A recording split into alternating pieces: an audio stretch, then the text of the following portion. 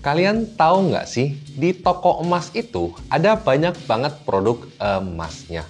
Nah, kadang-kadang pemilik toko emas ini kebingungan gimana caranya memanage stok toko emasnya yang banyak itu.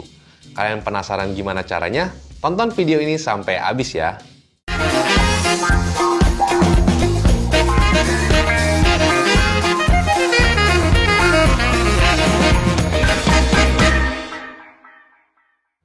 Halo semuanya, selamat datang di channel Halo Emas bersama saya Willy. Di video kali ini saya akan kasih kalian tips gimana caranya kita mengelola stok di toko emas kita.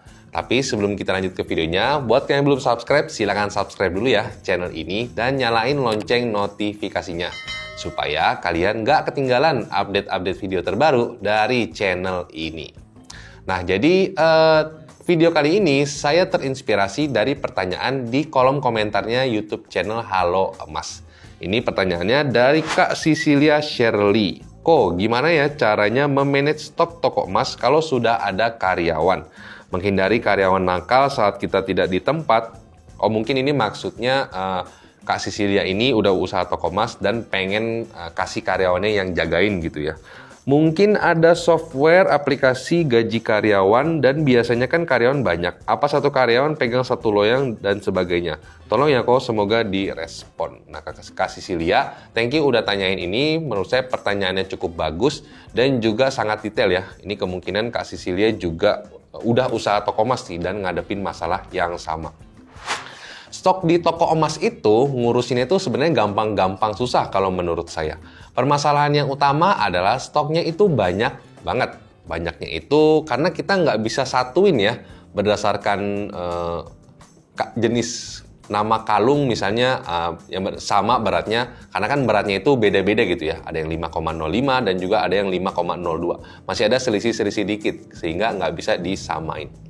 Terus juga produknya itu banyak banget. Ada mulai dari kalung, cincin, gelang, anting, liontin, dan sebagainya. Terus nggak cuma berdasarkan jenis itu aja. Mungkin ada yang logam mulia dan juga ada yang perhiasan. Terus nggak cuma itu aja. Dibagi juga perhiasannya berdasarkan karatasenya. Mungkin ada yang kadar 30%, 37,5%, ada yang 70 dan 75%. Terus mungkin ada juga yang 99%. Jadi banyak banget barangnya dan beda-beda banget ya. Variasinya tuh banyak banget. Sehingga emang agak susah sih buat memanage stok toko emas. Tetapi menurut saya pribadi untuk memanage stok toko emas itu yang baik dan benar ya. Menurut versi saya, menurut pendapat saya. Saya mungkin disclaimer dulu kali ya. Ini 100% murni pendapat saya. Dan saya nggak bilang sistem yang saya pakai ini udah paling baik. Mungkin dari kalian ada yang udah usaha toko emas dan punya sistem yang lebih baik lagi dan mungkin bisa nemuin celah di sistem yang saya pakai ini. Silakan share di kolom komentar. Saya thank you banget, terima kasih banget ya. Nah, jadi menurut saya pribadi untuk kita memanage stok toko emas itu ada dua caranya. Yang pertama, kita timbang berdasarkan berat. Artinya misalnya kita tinggal mungkin timbang per nampan atau per baki kali ya, per loyang gitu. Misalnya ada kalung kadar 37,5%, nah kita timbang ini aja. Nah, terus loyang yang kedua isinya cincin, nah kita timbang ini aja. Nah, dengan kita timbang berdasarkan berat, ini menghemat banyak waktu karena nggak ribet gitu ya. Paling kayak sehari itu cuma butuh sejam atau mungkin kalau udah biasa sekitar 40 menit itu udah beres semua. Jadi lebih gampang gitu. Tetapi masalahnya kalau misalnya kita cek di timbangan itu, timbangan emas itu kan sensitif ya. 2 angka di belakang koma, artinya desigram kali ya, per 10 miligram. Jadi ini sangat sensitif banget. Terus juga kan kadang-kadang namanya nampan atau baki itu ya, itu kan bahannya dari kayu. Saya nggak tahu sih dari kayu atau dari triplek. Pokoknya ya begitulah dari kayu misalnya kita anggap. Nah, kayu ini kan kadang-kadang lembab. Nah, lembab ini kan kalau ada airnya ya ditimbang itu juga ada pengaruhnya ya. Karena timbangan emas sekali lagi, timbangan emas itu sensitif banget. Nah, jadi kadang-kadang masalah yang kita hadapin adalah masih ada margin of error-nya. Artinya masih ada selisih-selisih tuh. Kalau yang biasa saya alamin itu selisihnya mungkin di sekitar 1 gram sampai 2 gram kali ya. Itu masih oke lah ya, masih batas tolerir. Jadi kalau misalnya kita pakai cara ini, yang saya pakai ini, itu memang menghemat waktu banyak, tetapi juga masih ada margin of error-nya, masih ada selisih-selisih sedikit, sehingga nggak bisa 100% akurat. Nah, terus Bang, kalau misalnya kita mau sistem yang lebih bagus lagi, yang nggak mau ada error sama sekali, atau nggak mau ada selisih sama sekali. Jujur, saya belum nemu sih sistem yang seperti ini, yang bisa melacak emas kita, produk emas kita itu dengan sempurna. Tetapi ada yang mendekati kalau menurut saya, yaitu adalah kita hitung berdasarkan jumlahnya. Jadi jumlahnya itu misalnya satu nampan, kalung misalnya, nampan kalung, itu ada berapa piece? Misalnya 20 piece. Terus besok paginya, itu kita hitung lagi misalnya, ada 18 piece. Artinya, di nota itu pasti ada terjual 2 kalung. Jadi, lebih presisi kali ya kalau menurut saya, lebih akurat. Nah, tapi masalahnya yang terjadi, kalau misalnya kita terapin cara ini, itu adalah waktunya yang kemakan itu banyak banget. Bayangin deh, kalian kalau misalnya hitung di toko emas itu berdasarkan jumlahnya. Kalau kalung mungkin masih oke kali ya. Kalau udah ke cincin satu loyang mungkin ada 100 lebih piece gitu. Terus kalau misalnya ke liontin lagi, ada lebih banyak lagi. Terus ada anting yang barangnya lebih kecil-kecil lagi, lebih banyak lagi. Nah, jadi masalahnya adalah itu memakan banyak waktu dengan cara menghitung atau mengaudit dengan cara seperti ini. Sebenarnya masih ada sistem yang bisa membantu kita dengan cara menghitung seperti ini supaya lebih cepat. Beberapa bulan lalu saya pernah ditawarin sama salah satu software house ya. Software house ini memang melayani berbagai atau banyak toko emas di seluruh Indonesia. Banyak juga toko emas yang udah pakai software ini. Mereka bilang dengan teknologi RFID, kita bisa hitung barang itu, kita bisa manage stok barang itu dengan cara jumlahnya. Jadi lebih mempermudah kita yang kita nggak perlu hitung satu-satu, kayak kita misalnya ini handphone kita atau ini scannernya dia lah ya, terus ini nampannya mungkin kita kayak scan gitu, jadi langsung ketahuan nih di sini ada berapa barang, ada barangnya apa aja, beratnya berapa aja, kelihatan tuh di sistem itu. Nah tetapi menurut saya sistem ini juga ada celahnya. Jadi celahnya kalau menurut saya itu bisa aja saat kita scan nampan kita kayak gini, itu bisa aja barang itu ke-scan 2 kali atau nggak ter-scan. Karena saya tanya ke staffnya mereka atau marketingnya mereka, itu ada maksimalnya ya, di satu nampan itu cuma boleh berapa tag. Tapi mereka juga nggak berani bilang maksimal berapa. Misalnya 40 kah, 50 kah, mereka juga nggak berani bilang. Nah itu kan berarti masih ada errornya ya, masih ada celahnya gitu. Misalnya kita udah hitung pakai RFID gitu semuanya, tak gitu ya, cepat kan? Mungkin cuma 15 menit udah selesai semuanya. Tapi pas kita hitung sama nota penjualan kita, misalnya ada minus satu barang. Jadi kita bingung kan mau carinya gimana caranya. Mau nggak mau kita harus hitung manual lagi. Nah menurut saya sama aja kita kerja 2 kali, ngapain kita pakai RFID udah mahal lagi, terus sama aja ujung-ujungnya juga kita hitung manual. Jadi menurut saya, kalau menurut saya pribadi, itu kurang efisien aja. Menurut saya kurang efektif dan efisien untuk menghitung dengan cara yang seperti itu. Mungkin kalau misalnya kita analogiin case kali ini, itu paling cocok sama case Alfamart atau Indomart ya. Saya ambil aja deh Alfamart ya. Alfamart itu mereka audit barangnya itu tiap bulan misalnya.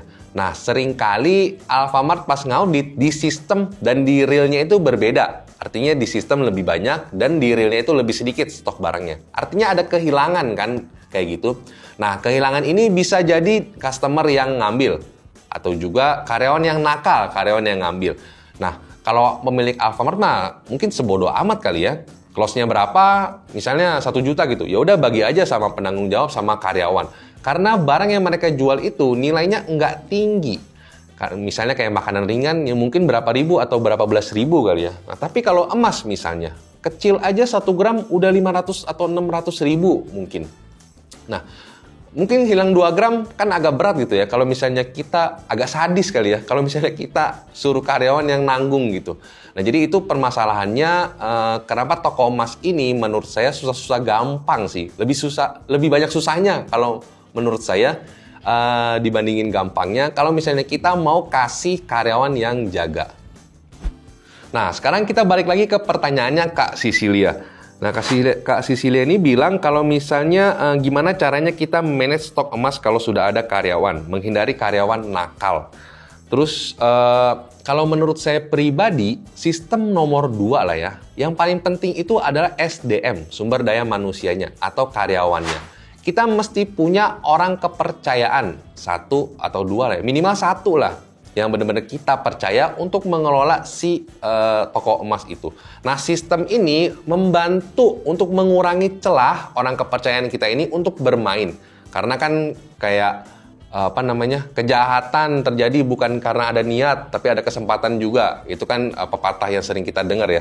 Nah, dengan cara kita punya sistem yang lebih terstruktur, kita bisa mengurangi kesempatan untuk si orang-orang atau karyawan-karyawan kita ini untuk nakal atau ngambil barang di toko kita.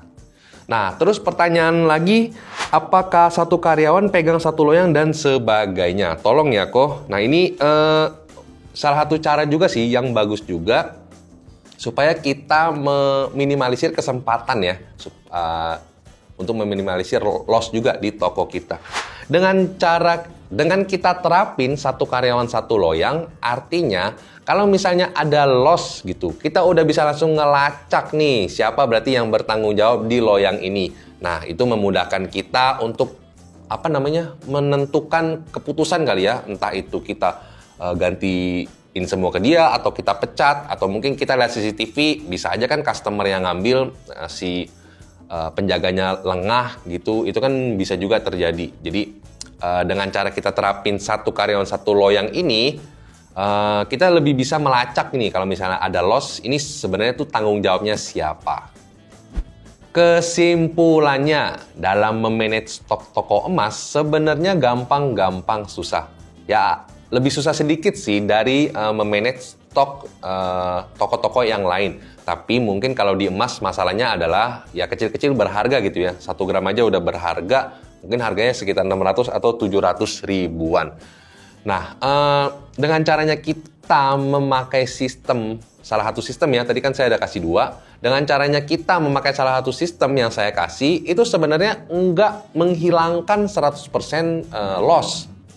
Artinya kehilangan barang. Artinya itu adalah masih ada kemungkinan untuk kita menerima loss. Tetapi dengan sistem yang baik dan terstruktur, itu bisa membantu kita untuk mengurangi loss kita ini. Kalau sistem menurut saya nomor 2, yang nomor 1-nya itu tetap SDM-nya atau karyawannya. Karyawan ini kita harus punya karyawan kunci ya, sekali lagi 1 atau 2, ya minimal 1 lah untuk kita pegang yang benar-benar kita percaya supaya bisa ngelola toko emas itu, supaya bukan cuma nggak kehilangan aja ya. Kan tadi kita ngomongin sistem dari tadi tentang loss gitu ya, nggak tentang profit gitu. Jadi orang kepercayaan ini harus bisa jualan juga, jago jualan, bisa profit, terus juga bisa menjaga barang kita supaya nggak hilang. Nah, gimana menurut kalian? Dengan sistem yang saya pakai ini, menurut kalian bagus atau jelek sih? Masih ada celahnya kah? Atau mungkin kalian punya sistem yang lebih baik lagi? Silahkan share di kolom komentar ya. Oke guys, itu tadi video saya, tips mengelola stok di toko emas kita. Share ke teman-teman kalian yang mungkin membutuhkan informasi ini. Jangan lupa like kalau kalian suka dengan video ini, dan kita ketemu lagi di video selanjutnya.